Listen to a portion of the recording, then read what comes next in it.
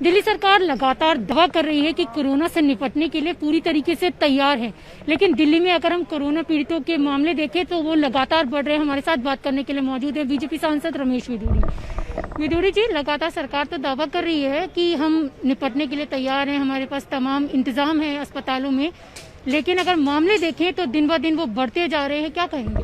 केजरीवाल साहब अपने कर्तव्य का निर्वाह नहीं कर रहे ईमानदारी से। वो सेवा में भी प्रतिफल ढूंढते हैं, फल मुझे कैसे मिलेगा, जबकि ये सेवा नहीं कर रहे हैं। वो ये तो उनकी ड्यूटी है, उनका दायित्व बनता है। वो दिल्ली का मुख्यमंत्री है। आप केजरीवाल के पिछले 15 दिन के बयान देखिए। 15 दिन के बयानों में ही कंट्राडिक्शन है।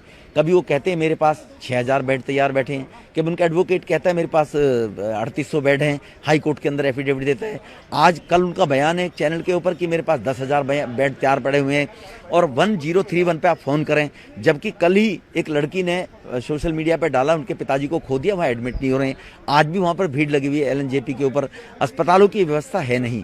केजरीवाल साहब राजनीति करते हैं, वोट बैंक की पॉलिटिक्स करते हैं। दिल्ली में अगर 1,00,000 2 लाख लोग मर जाएंगे, मुझे लगता है केजरीवाल सोच रहे होंगे मैं चैनलों पर बैठ के ये तो दिखा रहा हूं, मैं ये कर रहा हूं, ये कर रहा हूं। दिल्ली की आबादी 2 करोड़ है। 2 करोड़ में 1,90,000 लोग तो 99 में जाते, यही सोचे ना केजरीवाल इज डूइंग बेटर। तो इसलिए केजरीवाल संवेदनहीन व्यक्ति है, और उसकी संवेदनहीनता दर्शाती है जो राजनीति में आया था। अपने बच्चों की कसम बताती है कि वो कितने संवेदनशील व्यक्ति है। उनके कारण से बढ़ते रहेंगे। सर, आपने एलएनजेपी मामले की बात की। अमरप्रीत जिसने अपने पिता को खो दिया, उसके बाद उनके घर के जो अन्य लोग थे उनके टेस्ट भी नहीं हो पाए, लेकिन एलएनजेपी अस्पताल ने कहा कि ये सारी जो चीजें हैं उनकी मौत के बाद ही किया, ऐसा कुछ नहीं होता, पहले से जानकारी नहीं दी गई वहाँ पे। मेरे पास ऐसी रिकॉर्डिंग है जिन लोगों ने 1031 पे फोन किए, वहां से कोई रिप्लाई नहीं आता है। कल मेरे पास 6 पेशेंट को फोन आए थे जिनके एडमिट नहीं हो रहा है। प्राइवेट अस्पताल लोग मांगते हैं 5 लाख रुपए दो, 2 लाख रुपए दो, चाहे वो मैक्स हो चाहे बत्रा हॉस्पिटल हो, और सरकारी अस्पतालों में वो बेड खाली नहीं बताते हैं। और लाइन पर केजरीवाल साहब ने डाल रखा है 56 बेड एलएनजेपी में खाली पड़े हुए हैं।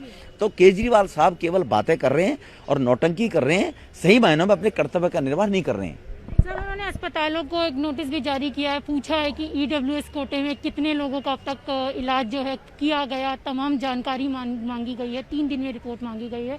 लेकिन और अन्य अस्पतालों की बात करें, ऐप जारी किया गया कि जो बेड है उसकी जानकारी ले सकेंगे। वो तमाम चीजें जो ग्राउंड पे नजर आनी चाहिए वो नजर नहीं आ रही फिलहाल। केजरीवाल साहब को वीडियो कॉन्फ्रेंसिंग पर हमने सुझाव दिया था, आप 4 स्टेडियमों में 20,000 बेड की व्यवस्था करें, आज से 2 महीने पहले।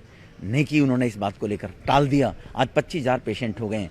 अगर जो लोग आज भी पॉजिटिव हैं कोरोना, उनके भी परिवारों का टेस्ट जरूरी है। लैब क्या है, कितनी स्टैंड की है, स्टैंड बाय उन्होंने। केंद्र मदद देने को तैयार है, उनको पीपी किट उनके पास भेजी है। लेकिन केजरीवाल साहब, मैं बता रहा हूं ना जी, वो केवल चैनल पे 150 करोड़ रुपया उन्होंने टीवी चैनलों को दे दिया, 12 से 14 करोड़ रुपया हर चैनल को, और चैनलों पर बैठकर चैनलों पे टाइम लेकर और लोगों को गुमराह करने का काम कर रहे हैं, और कुछ नहीं कर रहे हैं। जैसे पिछले चुनाव में एजुकेशन को लेकर उन्होंने एक परसेप्शन बना दी थी जी। सर, जिस तरीके से दिल्ली वायलेंस हुआ पीछे दिनों में, तो जो उनके आम आदमी पार्टी के ताहिर हुसैन है, उनके खिलाफ चार्जशीट भी दाखिल हुई। अमानतुल्लाह खान ने ट्वीट कर काफी चीजें कही, उसे किसे देखते हैं? देखो, ये केजरीवाल साहब की शय है। वो क्यों इस पार्टी में है? अगर वो देशद्रोह के लोगों के साथ में, पैसा उनके पास पीएफआई से आता है, भारत तेरे टुकड़े गैंग को समर्थन देते हैं, तो केजरीवाल का क्या इंटरेस्ट है उनसे? ये वोट बैंक की पॉलिटिक्स करते हैं ये लोग। और इनको कुछ लोगों की आदत रही है कि पहले वो देशद्रोही के काम करेंगे और उसके बाद तुरंत वो विक्टिम कार्ड खेलते हैं। अगर इनको लग रहा है कि भारत में ये स्थिति गंभीर है, इनके साथ में ऐसी व्यवस्था हो रही है चंद लोगों को, तो भारत का पार्टीशन 1947 में इसी बात को लेकर हुआ था कि जिनको यहाँ रहने में दर्द है वो चला जाए पाकिस्तान।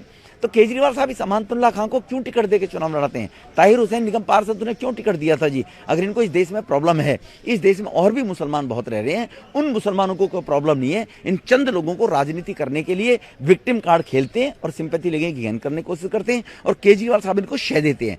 केजरीवाल की शय ही थी जब डिप्टी सीएम ने कहा मैं शाहीन बाग के साथ खड़ा हुआ हूँ एक विशेष समुदाय की वोट लेने के लिए जी। तो वो विक्टिम कार्ड खेलते हैं, तो वोट बैंक के लिए खेलते हैं। सर, आपने शाहीन बाग की बात की, तो एक सवाल और पूछ लेती हूँ कि शाहीन बाग में कल कुछ लोग एक बार फिर इकट्ठे हुए और पहले की तरह बैठने की कहीं ना कहीं उनकी तरफ से कोशिश की जा रही थी। मुझे लगता है कुछ लोग अगर ऐसा प्रयास करेंगे, उनके मंसूबे पूरे होंगे नहीं। अब बहुत हो गया है, टू मच हो गया है। अब ये उनके मंसूबे पूरे होंगे नहीं। देश के साथ ऐसी हरकतें बर्दाश्त नहीं की जाएंगी जो लोग ये करते हैं, देश के अंदर बैठकर देशद्रोही के लोगों को समर्थन देते हैं।